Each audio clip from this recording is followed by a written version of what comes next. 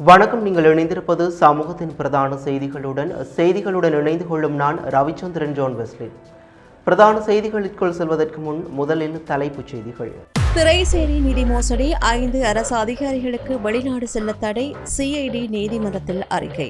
நிதியமைச்சின் செயலாளரின் இல்லத்திற்கு முன் பதட்டம், கோட்டபாயவின் செயலாளர் மீது சாணத்தை கொண்டு தாக்குதல். பிக்குகளுக்கு இனி வெளிநாட்டு பயணத்தடை, 110 கோடி போதைப்பொருள் விவகாரத்தால் அதிரடி முடிவெடுக்கும் மகாநாயக்க தேரர்கள். மொஹபந்தலாவையில் பாடசாலை பேருந்து விபத்து, 34 மாணவர்கள் காயம், 10 பேர் நிலை கவலைக்கிடம்.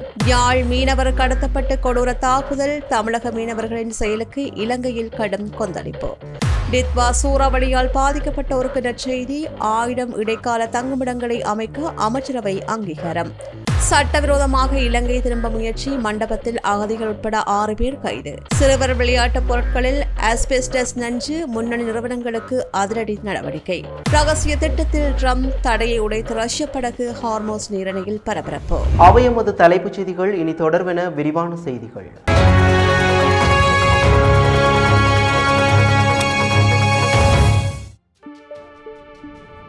Fourth Monkey Connect coming soon.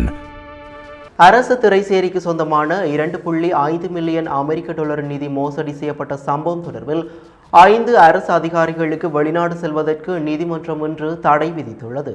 இந்த பாரிய நிதி மோசடி தொடர்பாக விசாரணைகளை முன்னெடுத்து வருகின்ற குற்றப்புலனாய்வு திணைக்களம் அது குறித்து முதற்கட்ட ஆதாரங்களை இன்று நீதிமன்றத்தில் சமர்ப்பித்தது. ஹேக்கர்களினால் இந்த நிதி திருடப்பட்டதாக கூறப்படும் பின்னணியில் உள்நாட்டு அதிகாரிகளின் தொடர்பு குறித்து தீவிர விசாரணை நடத்தப்பட்டு வருகின்றது. விசாரணைகளின் ஒரு கட்டமாக இந்த சம்பவத்துடன் நேரடி தொடர்புடையவர்களாக கருதப்படுகின்ற 5 அரசு அதிகாரிகளை வெளிநாடு செல்ல அனுமதிக்கக்கூடாது என்று சிஐடி முன்வைத்த கோரிக்கையை நீதிமன்றம் ஏற்றுக்கொண்டது.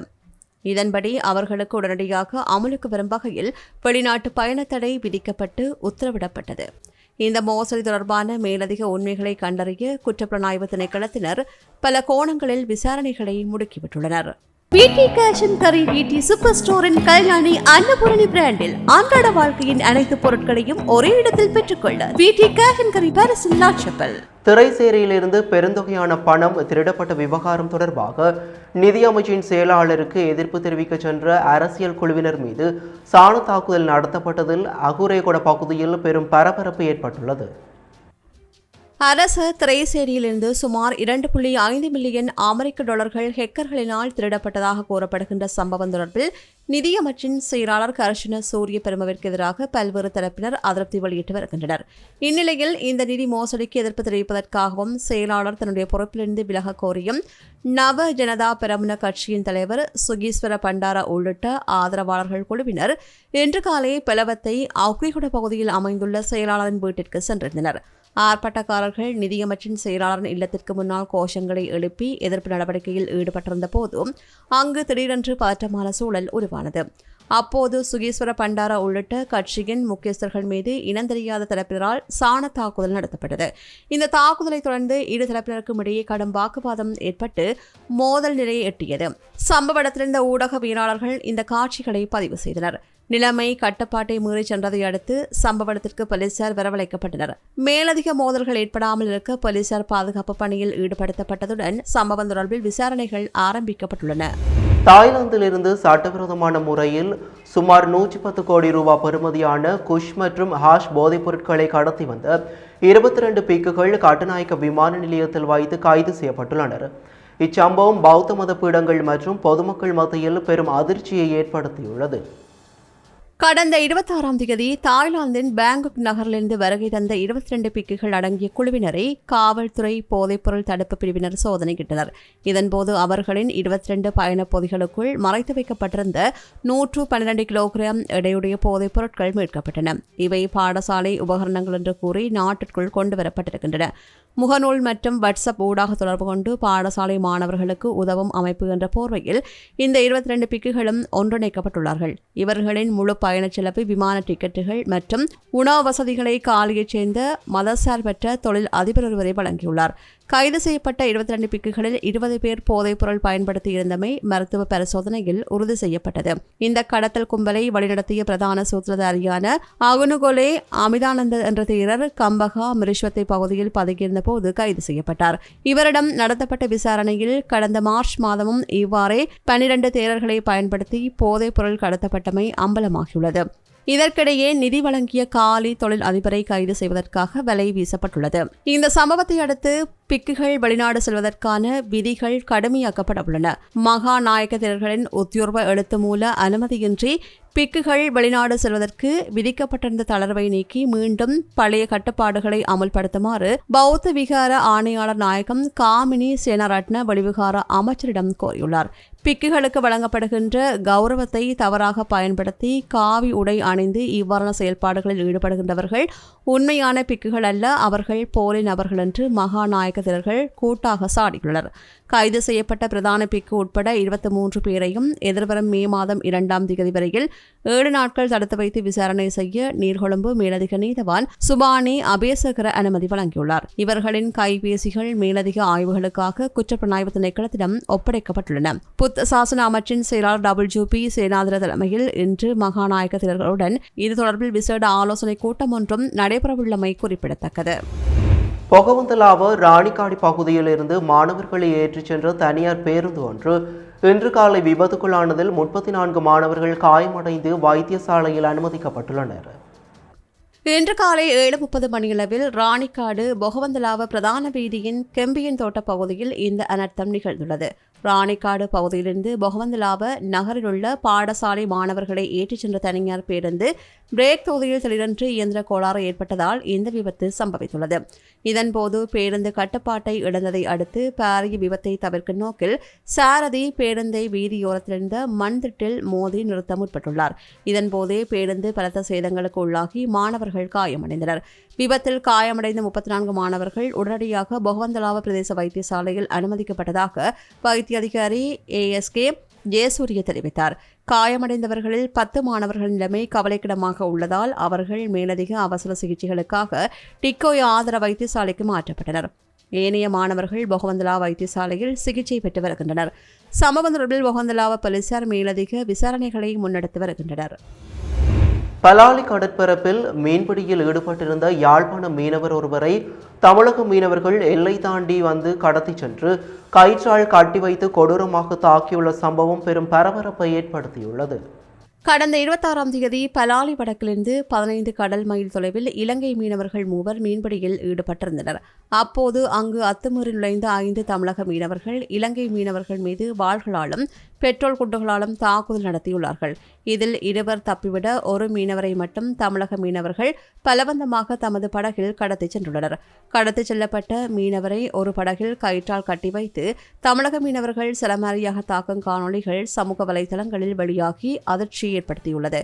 அந்த மீனவர் கடற்கொள்ளையர் என்ற சந்தேகத்தின் பேரில் பிடிக்கப்பட்டதாக தமிழக தரப்பில் கூறப்பட்டாலும் அவர் மிக கொடூரமாக சித்திரவதை செய்யப்பட்டுள்ளார். தற்போது அவர் காயங்களுடன் நாகப்பட்டினம் மருத்துவக் கல்லூரியில் அனுமதிக்கப்பட்டுள்ளார். இந்நிலையில் மன்னாரில் இடம்பெற்ற நிகழ்வு ஒன்றில் கலந்து கொண்ட MSCDO நிறுவனத்தின் பணிப்பாளர் ஜாஸ்டன் பிகிராடோ இந்த சம்பவத்தை வன்மையாக கண்டித்துள்ளார். மீனவரை பிடித்துக் கொண்டு போய் சமூக வலைத்தளங்களில் எல்லாம் பார்க்கக்கூடியவாறு ஒரு நைலோன் கயிறுகளால் கட்டப்பட்ட நிலையில தமிழ்நாட்டு மீனவர்கள் கடல் கொள்ளையர் என்ற சந்தேகத்தின் பேர்ல பிடித்து அவர்களை அடிக்கிறது, அவர்களை காயப்படுத்தும் விதமான போட்டோக்களை நாங்கள் சமூக வலைத்தளங்களில் பார்க்கிறோம். இதற்கான கண்டனத்தை நான் முதலாவது தெரிவித்துக் கொள்ள விரும்புகிறேன். இது ஒரு வழங்குகிற சந்தர்ப்பமாக இருந்தாலும் சிவில் சமூகம் என்ற ரீதியில உண்மையில தெரியும் அவர்கள் கடற்கொள்ளையர்களாக இருந்தால் ஒழுங்கான சட்ட நடவடிக்கை இருக்கிறது. 2 நாடுகளுக்குமான ராஜதந்திர முறை இருக்கிறது. அவர்களை பிடித்து நீங்கள் சட்டத்தின் முன் கையளிக்கப்பட வேண்டும். அது முறையாக விசாரணை செய்யப்பட்டு 2 நாடுகளும் ராஜதந்திர ரீதியாக கையாளப்பட வேண்டும். அதனை விடுத்து சக மீனவர்களுக்கு இடையிலே நீங்களே தண்டனை கொடுக்க அல்லது பிடித்து அவர்களை 2 பேருக்கும் மாறி மாறி இலங்கையில் இருக்கின்ற மீனவர்களும் தமிழ்நாட்டில் இருக்கிற மீனவர்களுக்கும் இடையிலே நீங்கள் அந்த முருகலை உருவாக்குவீர்கள் என்றால் இது ஒரு பெரிய ஆபத்தான நிலையை உருவாக்கும். ஏனென்றால் தெரியும் தற்காலம் தடை செய்யப்பட்ட காலத்தில் இந்தியா மீனவர்கள் இழுவை படகுகள் தற்போது தடை செய்யப்பட்டிருக்கிறது. தடை செய்ய மீன் அவர்கள் இந்த காலம் என்றால் உற்பத்தி காலம் என்றபடியால் அவர்கள் வரமாட்டார்கள். இதேவேளை இந்த விவகாரம் குறித்து நாடாளுமன்ற உறுப்பினர் நாமல் ராஜபக்ஷ தனது எக்ஸலத்தில் தமிழக அரசியல்வாதிகளை கடுமையாக சாடியுள்ளார். தமிழக அரசியல்வாதிகள் இலங்கை தமிழர் பிரச்சினையை தமது அரசியல் லாபத்திற்காக பயன்படுத்திக் கொள்வதில் திறமையானவர்கள் என்றும், ஆனால் அவர்கள் மண்ணிலேயே போலீசார் முன்னிலையில் எமது மீனவர் தாக்கப்படும் போது அமைதியாக இருப்பது கவலைக்குரியது என்றும் தெரிவித்தார். டித்வா சூறாவளி மற்றும் அனர்த்தங்களினால் வீடுகளை இழந்து பாதுகாப்பு மையங்கள் மற்றும் கூடாரங்களில் வசிக்கும் குடும்பங்களுக்காக விரைவாக இடைக்கால தங்குமிடங்களை நிர்மாணிக்கும் திட்டத்திற்கு அமைச்சரவை அதிரடி அங்கீகாரம் வழங்கியுள்ளது. சமீபத்திய புள்ளி விவரங்களின்படி டிட்வா சூறாவளி தாக்கத்தினால் நாடு முழுவதும் 6088 வீடுகள் முழுமையாகவும் 1,15,179 வீடுகள் பகுதியளவிலும் சேதமடைந்துள்ளன. குறிப்பாக கடந்த ஏப்ரல் 22ஆம் தேதி நிலவரப்படி 4 மாவட்டங்களைச் சேர்ந்த 494 குடும்பங்கள் இன்னும் 20 பாதுகாப்பு மையங்களில் தங்கியுள்ளார்கள். இது தவிர ஏராளமான குடும்பங்கள் தற்காலிக கூடாரங்களிலும் உறவினர் வீடுகளிலும் வசித்து வருகின்றனர். அனர்த்தங்களால் பாதிக்கப்பட்ட குடும்பங்கள் புதிய வீடுகளை அமைக்கும் வரை அவர்கள் வாடகை வீடுகளில் தங்குவதற்காக மாதாந்தம் 25,000 ரூபாய் கொடுப்பனவு வழங்க அரசாங்க நடவடிக்கை எடுத்திருந்தது. இருப்பினும் பாதிக்கப்பட்ட பகுதிகளில் வாடகை வீடுகளை பெற்றுக்கொள்வதில் பெரும் தட்டுப்பாடு கண்டறியப்பட்டது. இந்த சிக்கலுக்கு தீர்வாக தேசிய கட்டட ஆராய்ச்சி நிறுவனம் சமர்ப்பித்துள்ள மாதிரி வீட்டு திட்டத்திற்கு அமைய இலங்கை ராணுவத்தின் மனிதவள பங்களிப்புடன் இடைக்கால தங்குமிடங்களை அமைக்க முடிவு செய்யப்பட்டுள்ளது. பாதுகாப்பு அமைச்சர் என்ற ரீதியில் ஜனாதிபதி முன்வைத்த இந்த யோசனையின் கீழ் முதற்கட்டமாக 1000 குடும்பங்களுக்கு இந்த வசதி செய்து தரப்பட உள்ளது. இலங்கையின் மனை விற்பனை மற்றும் நிர்மாணத் துறையில் முதன்மை நிறுவனமான ப்ளூ ஓஷனை நாடுங்கள். மண்டபம் கடல் வழியாக சட்டவிரோதமான முறையில் படகு மூலம் மீண்டும் இலங்கைக்கு தப்பிச் செல்ல முயன்ற ஒரே குடும்பத்தைச் சேர்ந்த 3 மற்றும் அவர்களுக்கு உதவிய 3 என மொத்தம் 6 பேரை கியூப் பிரிவு போலீசார் கைது செய்துள்ளனர். இலங்கையில் கடந்த 2022ஆம் ஆண்டு ஏற்பட்ட கடும் பொருளாதார நெருக்கடி காரணமாக 300க்கும் மேற்பட்ட இலங்கை தமிழர்கள் தனுஷ்கோடி வழியாக தமிழகத்திற்கு அகதிகளாக வந்தனர்.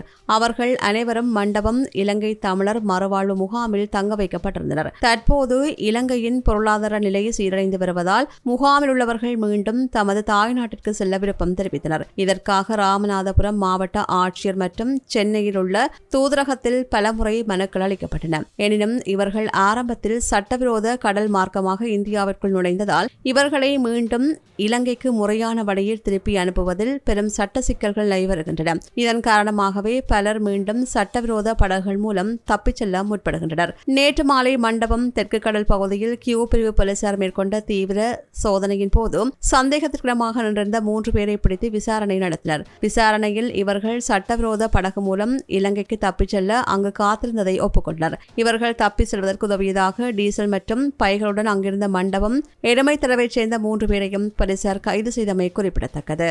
யாழ் தென்மராட்சி மீசாலை கிழக்கு பிரதேசத்தில் ஜனாதிபதியால் அடிக்கல் நாட்டப்பட்ட வீடு இன்று உரிமையாளரிடம் உத்தியோகபூர்வமாக கையளிக்கப்பட்டது.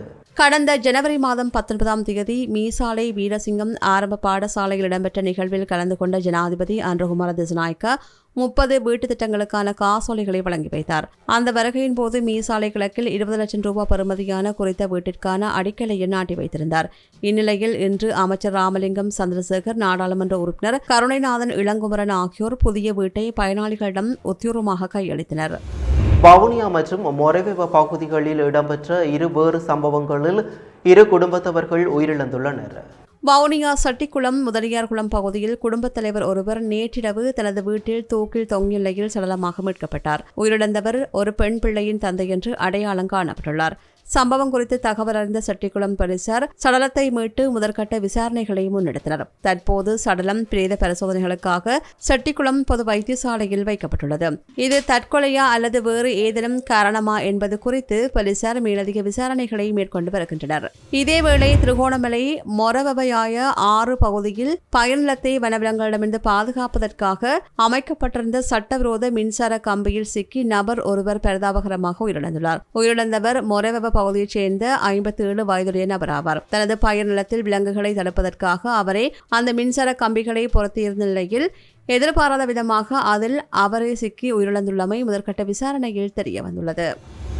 ஜனாதிபதி ட்ரம்ப் மற்றும் அவரது தேசிய பாதுகாப்பு குழுவினருக்கு இடையே நடைபெற்ற சந்திப்பு குறித்த விவரங்களவையும் வெளியிடப்படாமல் கடும் ரகசியமாக வைக்கப்பட்டுள்ள நிலையில் இது தற்போதைய போர்க்கள நிலவரத்தை பெரும் பரபரப்புக்குள்ளாக்கியுள்ளது. பொதுவாக இத்தகைய சந்திப்புகளுக்கு பிறகு சுருக்கமான அறிக்கையாவது வெளியிடப்படும். ஆனால் இந்த முறை யார் யார் பங்கேற்றார்கள் என்பது கூட தெரியாத அளவிற்கு முழுமையான மூடி மறைப்பு செய்யப்பட்டுள்ளதாக வெள்ளை மாளிகை செய்திகள் தெரிவிக்கின்றன. இது உலக நாடுகளிடையே பெரும் எதிர்பார்ப்பையும் விவாதத்தையும் கிளப்பியுள்ளது. இதற்கிடையில் மற்ற நாடுகளின் உள்நாட்டு கொள்கைகளை தீர்மானிக்கும் நிலையில் அமெரிக்கா இனி இல்லை என்று ஈரான் அதிரடியாக தெரிவித்துள்ளது. தெஹ்ரானின் புதிய முன்மொழிவை வாஷிங்டன் ஆய்வு செய்து வருகின்ற நிலையில் ஈரானின் பாதுகாப்பு அமைச்சக செய்தி தொடர்பாளர் ரெசா தலாயி இது பற்றி தெரிவிக்கையில், சுதந்திர நாடுகளுக்கு தனது கொள்கையை ஆணையிட நிலையில் அமெரிக்கா இனி இல்லை என்றும் வாஷிங்டன் தனது பகுத்தறிவற்ற கோரிக்கைகளை கைவிட வேண்டும் என்றும் சாடியுள்ளார். மறுமுனையில் அமெரிக்காவின் பொருளாதார தடையை மீறி ரஷ்ய பில்லியனர் அலெக்சி மோட்டோஷோவிற்கு சொந்தமான நோர்ட் என்ற சொகுசு படகு ஹார்மோஸ் நீரிணையை வெற்றிகரமாக கடந்துள்ளது. துபாயிலிருந்து புறப்பட்டு உலகின் மிக முக்கியமான எரிபொருள் போக்குவரத்து பாதையான ஹார்மோஸ் வழியாக ஓமான் தலைநகர் மஸ்கட்டை வந்தடைந்துள்ளது. உக்ரைன் போருக்கு பிறகு அமெரிக்கா மற்றும் ஐரோப்பிய ஒன்றிய தடைகள் விதித்திருந்த நிலையில் இந்த பயணம் அமெரிக்கா ஈரான் இடையே பதற்றத்தை மேலும் அதிகரிக்கும் என்று அஞ்சப்படுகின்றது. இதேவேளை தெற்கு லெபனானில் ஹிஸ்புல்லா அமைப்பினருக்கு எதிராக தீவிர தாக்குதல்களை முன்னெடுத்து வருகின்ற இஸ்ரேலிய பாதுகாப்பு படை அங்கிருந்து மக்களை வெளியேறுமாறு மீண்டும் எச்சரித்துள்ளமையும் குறிப்பிடத்தக்கது. பிரித்தானியாவிலிருந்து விற்பனை செய்யப்படும் சிறுவர் விளையாட்டுப் பொருட்களில் உயிருக்கு ஆபத்தான ஆஸ்பெஸ்டோஸ் துகள்கள் கலந்திருப்பது கண்டறியப்பட்டதை அடுத்து 30க்கும் மேற்பட்ட தயாரிப்புகள் சந்தையிலிருந்து அவசரமாக மீளப்பெறப்பட்டுள்ளன. இந்த ஆண்டின் தொடக்கத்திலிருந்து மேற்கொள்ளப்பட்ட ஆய்வுகளில் நச்சுத்தன்மை வாய்ந்த துகள்கள் இருப்பது உறுதி செய்யப்பட்டுள்ளது. இதனைத் தொடர்ந்து டெஸ்கோ, ஆர்கோஸ் மற்றும் MNS போன்ற நாட்டின் முன்னணி சில்லறை விற்பனை நிறுவனங்கள் தமது விற்பனை நிலையங்கள் இந்த குறிப்பிட்ட விளையாட்டுப் பொருட்களை உடனடியாக அகற்றியுள்ளன. ஆஸ்பெடஸ் துகள்கள் நுரையீரலின் உட்புற பகுதியை தாக்கி மொசோதெலியோமா எனப்படுகின்ற கொடிய புற்றுநோய் உண்டாகக்கூடியவை. இதன் தீவிரம் காரணமாக மிக குறைந்த அளவில் ஆஸ்பெடஸ் கலந்திருந்தாலும் அத்தகைய பொருட்கள் விற்பனை செய்ய பிரித்தானிய அரசாங்கம் கடுமையாக தடை விதித்துள்ளது. இந்த விளையாட்டுப் பொருட்கள் பயன்படுத்தப்படுகின்ற மணல் சீனாவில் உள்ள சுரங்கங்களிலிருந்து பெறப்படுவதே இந்த நச்சுத்தன்மைக்கு காரணம் என்று கருதப்படுகின்றது. சீனாவில் ஆஸ்பெடஸ் நார்கள் இயற்கையாகவே மண்ணில் காணப்படுவதோடு அங்கு லேபிளிங் தொடர்பான விதிமுறைகள் தளர்த்தப்பட்டிருப்பது இந்த ஆபத்தான பொருட்கள் சர்வதேச சந்தைக்கு வருவதற்கு காரணமாகியுள்ளது. விளையாட்டுப் பொருட்கள் ஆஸ்பெடஸ் கலந்திருப்பது மிகவும் அதிர்ச்சி அளிப்பதாக நுகர்வோர் பாதுகாப்பு அமைச்சர் தெரிவித்திருக்கின்றார். பொறுப்பற்ற முறையில் இத்தகைய பொருட்களை விற்பனை செய்கின்றவர்கள் மீது கடும் நடவடிக்கை எடுக்கப்படும் என்றும் அவர் எச்சரித்தார். இத்துடன் சமூகத்தின் பிரதான செய்திகள் நிறைவு பெறுகின்றன. தொடர்ந்தும் சமூகத்தின் செய்திகளுடன் இணைந்திருங்கள். நன்றி, வணக்கம். எமது RIP பேச்சுக்கு கிடைத்த மரண அறிவித்தல்கள். யாழ்ப்பாணம் நைனாதீவு 5ஆம் வட்டாரத்தை புறப்படமாகவும் மல்லாவி, கொழும்பு மற்றும் வவுனியா ஆகிய இடங்களை வாழ்விடங்களாகவும் கொண்டிருந்த திரு இடையதம்பி அருணாசலம் அவர்கள் 27/4/2026 திங்கட்கிழமை அன்று யாழ்ப்பாணத்தில் காலமானார். தலைவனார் பருத்திப்பண்டிகை புறப்படமாகவும் வதிவிடமாகவும் கொண்டிருந்த திருமதி அந்தோனி மரிய சலோமை அவர்கள் 27/4/2026 திங்கட்கிழமை அன்று காலமானார். யாழ்ப்பாணம் கொடிகாமத்தை புறப்படமாகவும் பொக்கடை நாகதம்பரான் கோவிலடி மற்றும் பளை ஆகிய இடங்களை வாழ்விடங்களாகவும் கொண்டிருந்த திருமதி கந்தசாமி மகேஸ்வரி அவர்கள் 28/4/2026 செவ்வாய்க்கிழமை அன்று இறைப்பதமடைந்தார்.